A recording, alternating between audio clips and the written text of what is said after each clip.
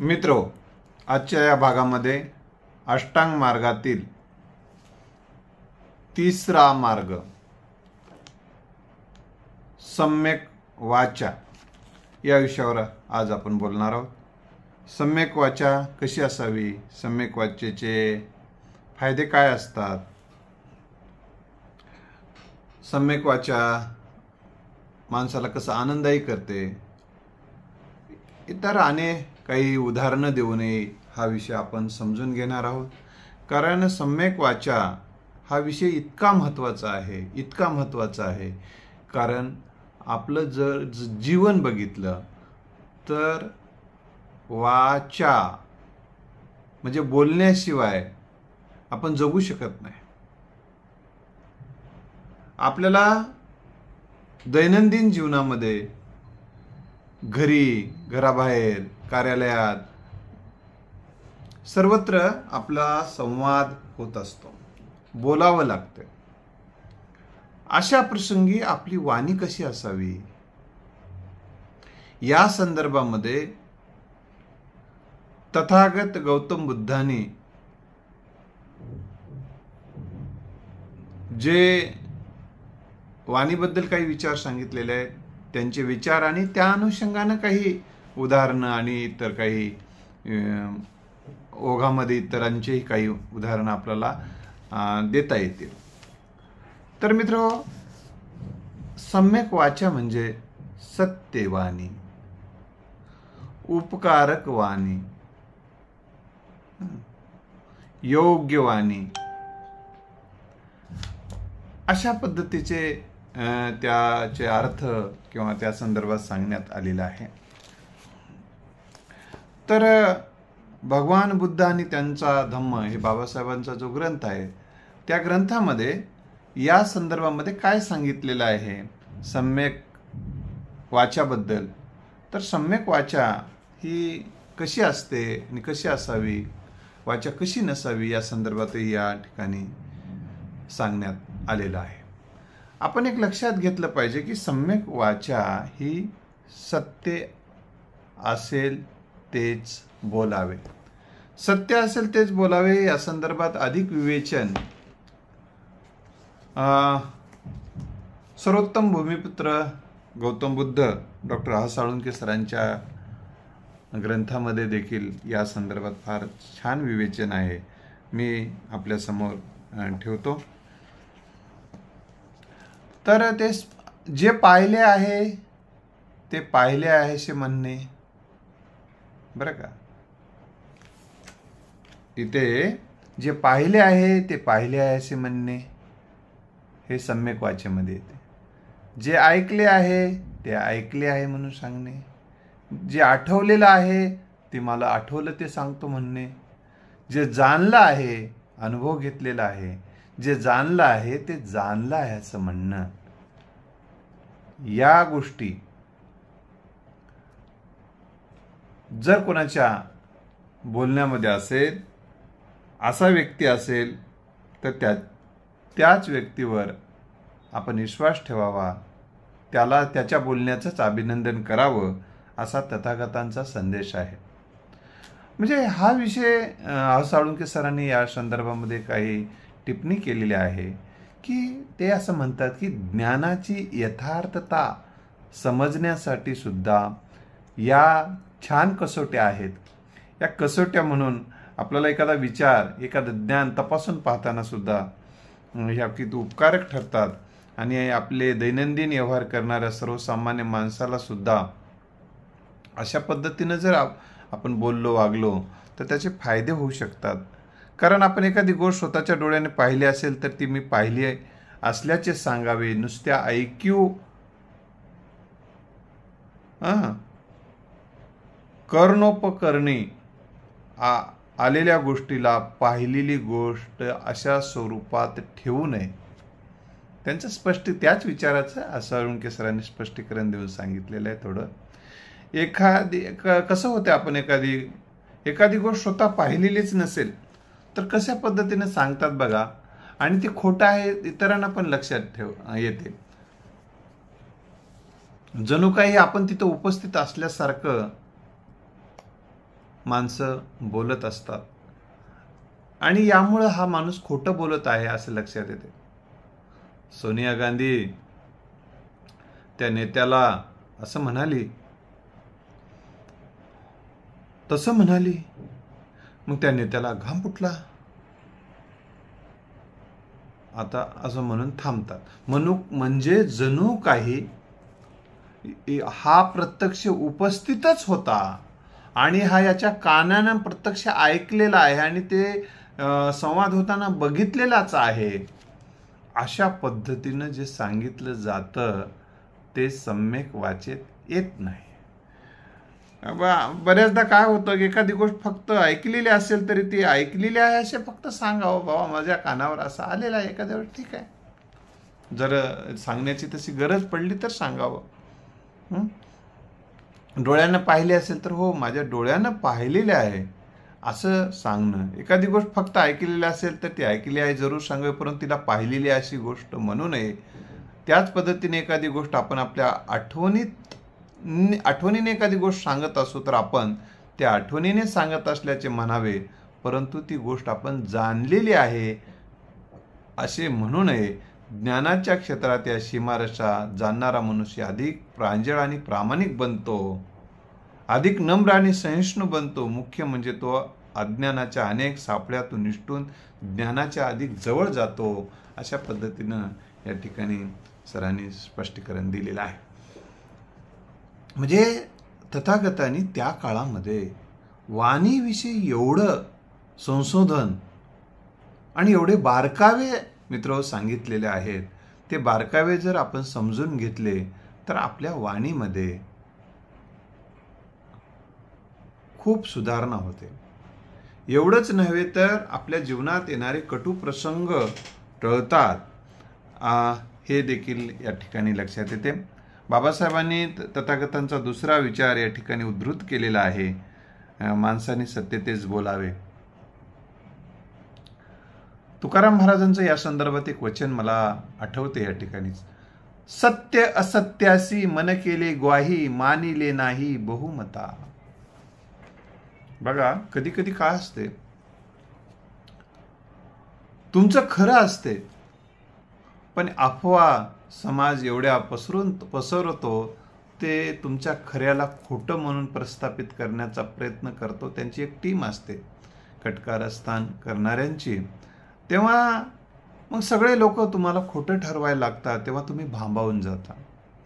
अशा प्रसंगी तुकाराम महाराजांचा हा संदेश आपण जर लक्षात घेतला, तुकाराम महाराज काय म्हणतात मग अशा प्रसंगी, मी काय केलेलं आहे कसोटी. मग अशा वेळी कोणाला विचारणार तुम्ही जाऊन? बाहेर म्हणणार का नाही हो मी खरं आहे परंतु हे का खोटं बोलायलेत? त्याला काय माहिती असते? त्यानं ज्या बहुतांशी लोकांची प्रवृत्ती काय असते, जास्त लोक जे बोलाले तेच खरं आहे असं म्हणण्याची असते.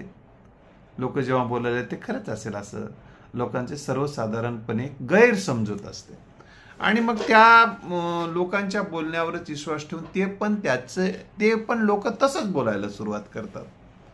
पण ते जर तथागतांचं हे विचार आपण ऐकले तर आपण एक लक्षात घेतलं पाहिजे की ती गोष्ट आपण अनुभवलेली आहे का?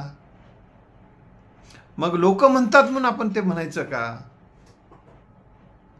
आपल्याला त्याचा काय अनुभव आहे का? ते आपण काय पाहिलेलं आहे का? आपण काय ऐकलेलं आहे का? आपण त्याची काय अनुभूती घेतलेली आहे काय? असं नसतानाही केवळ ऐक्यू मन बाबा हा भाग आपण ऐकतो, कानानं ऐकतो, तोंडानं सांगत सुटतो आणि यामुळे त्याचे दुष्परिणाम काय होतात याचा काही विचार आपण करत नाही. अशा वेळी त्या व्यक्तीचं मन खूप दुखवलं जातं पुढच्या. असं होऊ नये. मग आपण बरेचदा मग माणूस जर दुबळा असेल, माणूस जर मनानं दुबळा असेल तर तो लोकमताला बळी पडतो आणि आपलं खरं असतानाही इतके लोक खोटं बोलत आहेत, आता हे सहन होणार आहे म्हणून तो एखादा व्यक्ती आत्महत्येचं सुद्धा पाऊल उचलतो. म्हणून मित्र हो, तथागतांनी एका ठिकाणी शब्दाला अग्नी म्हटलेला आहे. शब्दाला अग्नी म्हटलेला आहे, अग्नीची उपमा दिलेली आहे. म्हणजे हा शब्द अनेकांना जाळू शकतो, अनेकांची घरं जाळू शकतो, अनेकांचं जीवन जाळू शकतो एखाद्या शब्दाचा मुळे. म्हणून शब्द हे जपून वापरा. ते शब्द हे शस्त्रासारखे आहेत.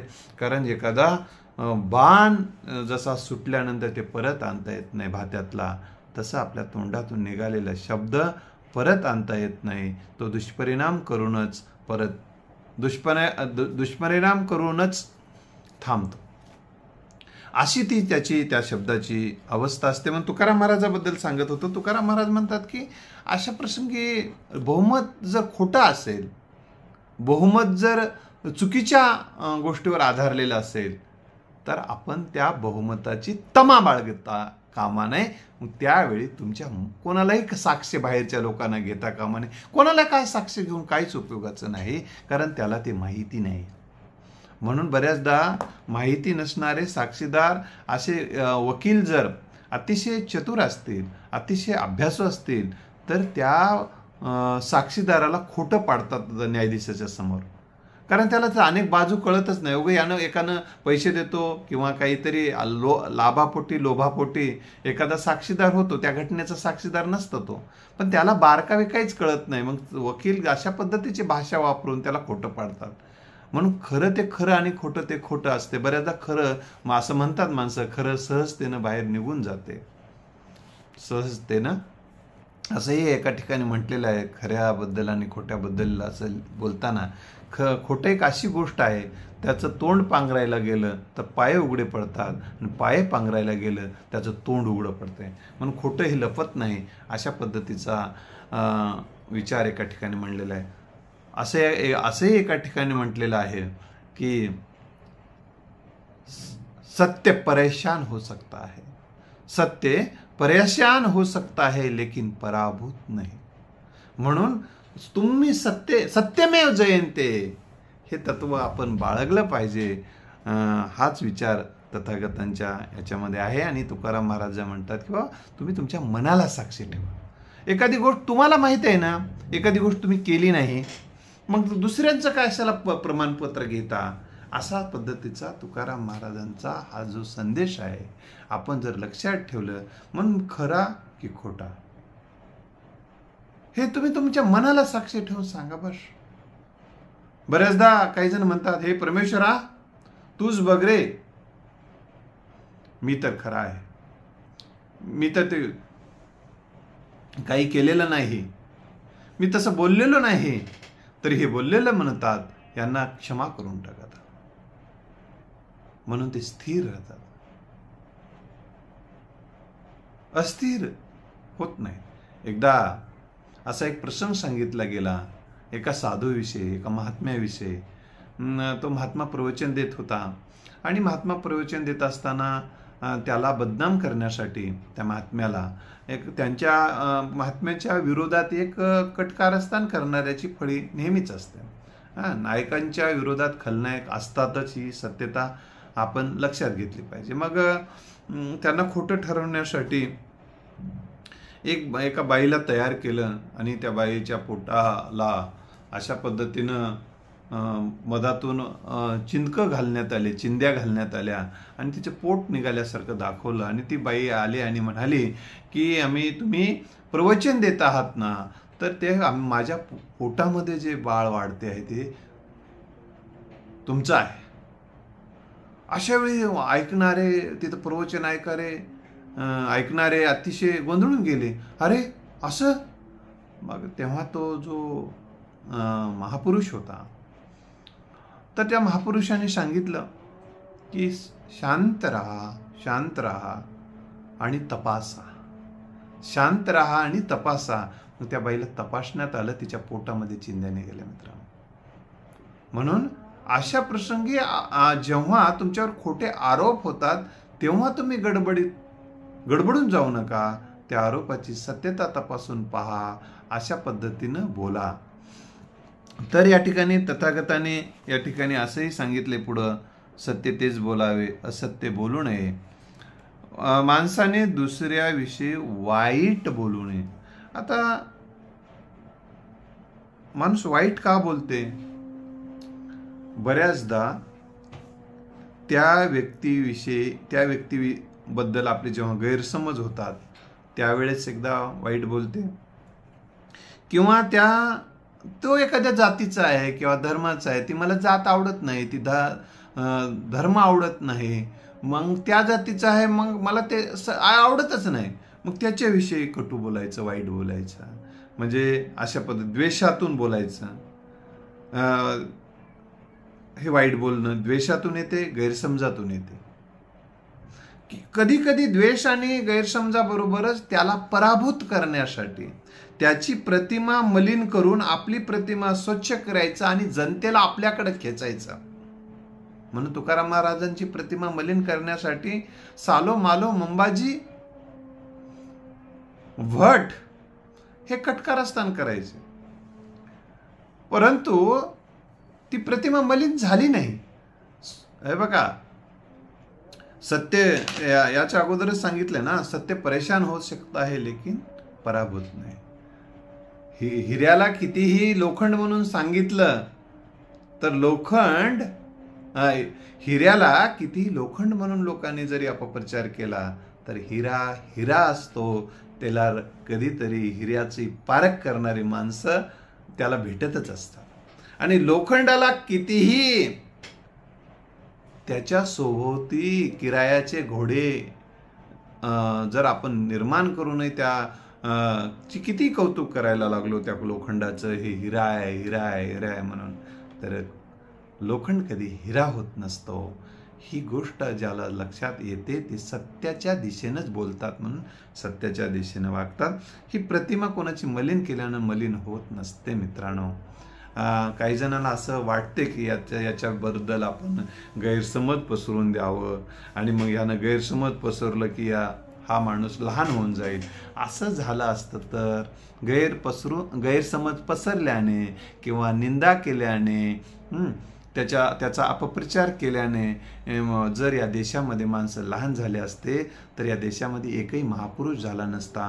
कारण महापुरुषाच्या विषयीचा जो अपप्रचार, त्यांची निंदा, त्यांचा द्वेष, त्यांच्या आडवं येणं कितीतरी झालेलं आहे. म्हणून अपकृती करणाऱ्यांना सुद्धा आरती लिहावी लागली या जगामध्ये. लक्षात ठेवा, तुकाराम महाराजांची आरती लिहिली अगोदरच्या विरोधकांनी, लक्षात आलं का? म्हणून सत्य वाणी, सत्य गोष्टी हे अतिशय शाश्वत आहे हे तथागतांनी जाणलेलं होतं. म्हणून असत्य बोलू नये, त्याचा काही उपयोग होणार नाही, आणि द्वेषातून बोलून काही फायदा होणार नाही. कारण ते द्वेषातून बोलणं, निंदा करणं, तर यातून तुम्हाला दुसऱ्याला थोडासा ताप होईल, तो जर माणूस दुबळा असेल तर, पण तुम्हाला शेवटी पश्चाताप होईल. ही गोष्ट आपण लक्षात ठेवली पाहिजे. या ठिकाणी माणसांनी दुसऱ्याशी हे वाईट यामुळे बोलतात, पण त्यामुळे मन निर्मळ असेल, मनामध्ये सद्भाव असेल, मन सत्यनिष्ठ असेल तर माणूस दुसऱ्याविषयी वाईट बोलत नाही, दुसऱ्यांची निंदा नालस्ती करत नाही. निंदा नालस्तीपासून परावृत्त व्हावे. माणसाने किंवा कधी कधी निंदा नालस्ती किंवा वाईट बोलणं सुडाचा भाग म्हणून सुद्धा केलं जाते. सूड उगवण्यासाठी बोलवलं जातं, किंवा यानं आपलं काम केलं नाही असंही, मग त्या काम न केल्याचा बदला म्हणून त्याच्याविषयी अपप्रचार करणे किंवा त्याची निंदा नालस्ती करणे, त्याच्याबद्दलचे खोटे पुरावे तयार करणे, अशा पद्धतीचे कटकारस्थान या समाजामध्ये केले जाते. आणि ही खलनायकांची जी एक टीम असते ती सातत्यानं ते काम करत राहते. याची जाणीव सज्जनांना, संतांना, सज्जन माणसांना असली तर सज्जन माणसं मग अशा नायकांच्या पाठीशी उभे राहतात. तर माणसाने आपल्या लोकांविषयी रागाची किंवा शिवीगाळीची भाषा वापरू नये. हे सुद्धा वाणी यामुळे अशुद्ध होते असं तथागतांनी सांगितलेलं आहे. पण अशा बऱ्याचदा माणूस जेव्हा राग येतो त्यांना, पण रागाचा उद्देश जर आईच्या रागासारखा असेल तर तो क्षम्य होऊ शकतो, पण त्याचा उद्देश वाईट असेल तर मग मात्र ते क्षम्य नाही. ही गोष्ट आपण लक्षात ठेवली पाहिजे. माणसाने सर्वांशी आपुलकीने आणि सौजन्याने बोलावे. जर जी माणसं बघा सौजन्याने बोलतात, आपुलकीनं बोलतात, ती माणसं प्रिय होतात समाजामध्ये. समाज त्यांच्याकडे आकर्षित होतो. ते लौहचुंबकासारखे असतात. म्हणून तथागतांचं वर्णन करताना एका ठिकाणी त्यांच्या विरोधकांनी सुद्धा त्यांना तथागतकडे जी माणसं जायची त्यांच्या बोलण्याने एवढे प्रभावित व्हायची आणि त्या प्रभावित होण्यामुळे त्यांच्या धम्माचा ते स्वीकार करायचे, म्हणजे त्यांच्या विचाराचा स्वीकार करायची. आणि त्यामुळे मायावी असा शब्द त्यांना वापरलेला आहे त्यांच्या विरोधकांनी सुद्धा.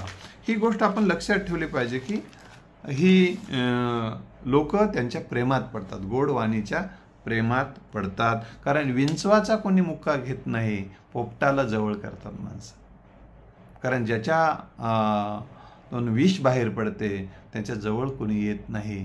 ज्याच्या तोंडातून अमृत स्त्रवते, चांगले हितकारक, लोकांना आत्मविश्वास देणारे, दिशा देणारे, लोकांना प्रेरणा देणारे, प्रोत्साहन देणारे, लोकांना सत्याच्या मार्गाने नेणारी वाणी ही शुद्ध वाणी, निर्मळ वाणी समजली जाते.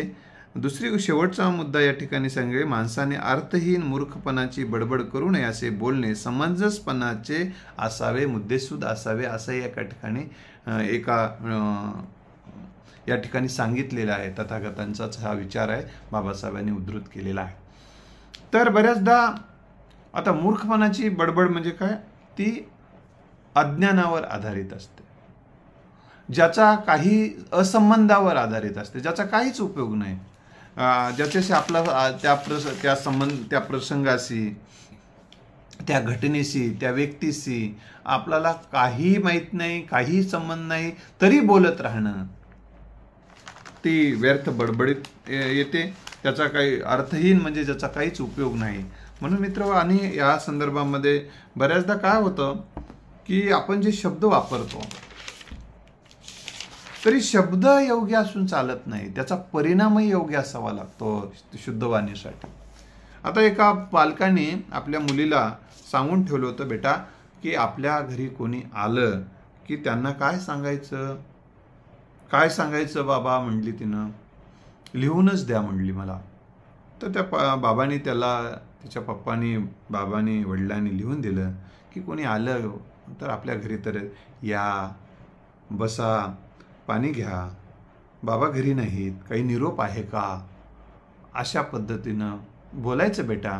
हो म्हणले, हे सोपं आहे, बोलतो म्हणले बाबा, बोलतो, काही अडचण नाही, ते लिहून द्या म्हणले. लिहिलेलंच तिनं हातातच चिठ्ठी ठेवून बसली. एक काका त्या घरी आले आणि विचारले की बेटा आले आणि विचारत होते काहीतरी. तिने ते विचारण्याबरोबर, या, बस्सा, पाणी घ्या, बाबा घरी नाहीत, काही निरोप आहे का, असं म्हणाले.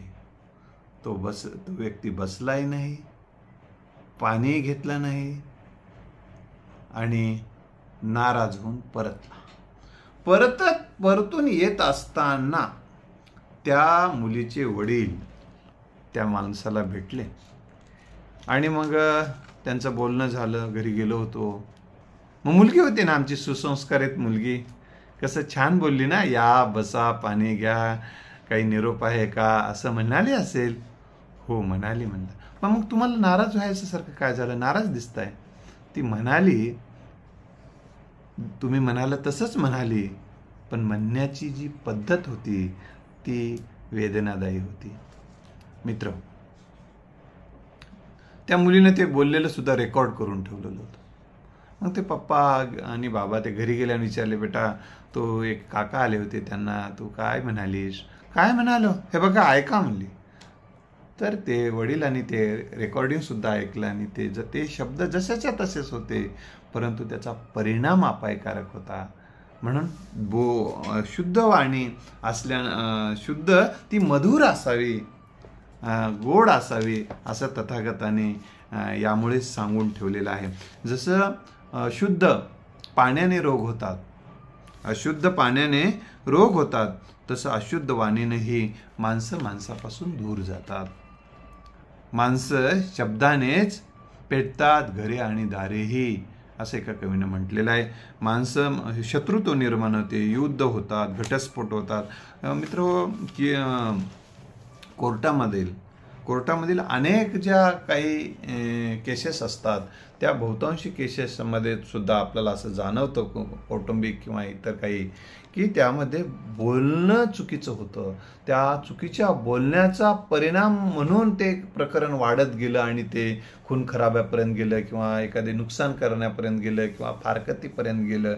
हे जे घटना घडलेल्या आहेत किंवा घडतात त्याच्यामध्ये हे बोलणंच कारणीभूत ठरताना त्याच्या मुळात गेलं तर असं लक्षात येते.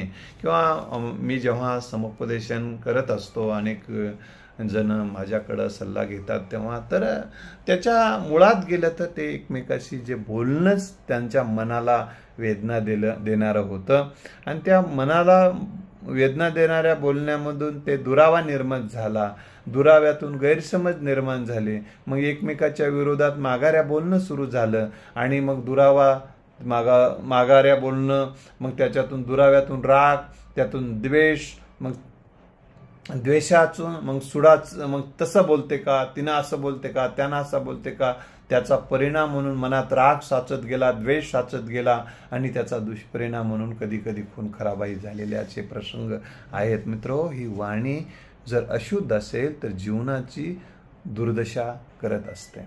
म्हणून जसं अशुद्ध पाणी माणसाला अनेक आजार देत असते, तसं अशुद्ध पाणी जसं वेगवेगळे आजार देत असते, तसे अशुद्ध वाणी सुद्धा माणसाच्या जीवनामध्ये अनेक प्रसंग निर्माण करत असते. म्हणून मधुर वाणी केव्हा होते तर जेव्हा माणसाच्या मनामध्ये इतरांबद्दल सद्भावना असते, इतरांबद्दल प्रेम असते, इतरांबद्दल आपुलकी असते, इतरांच्या कल्याणाची सबका मंगल होईल ही भावना असते. तेव्हा सर्वे सुखेन संतु सर्वय निरामय असा भाव असतो.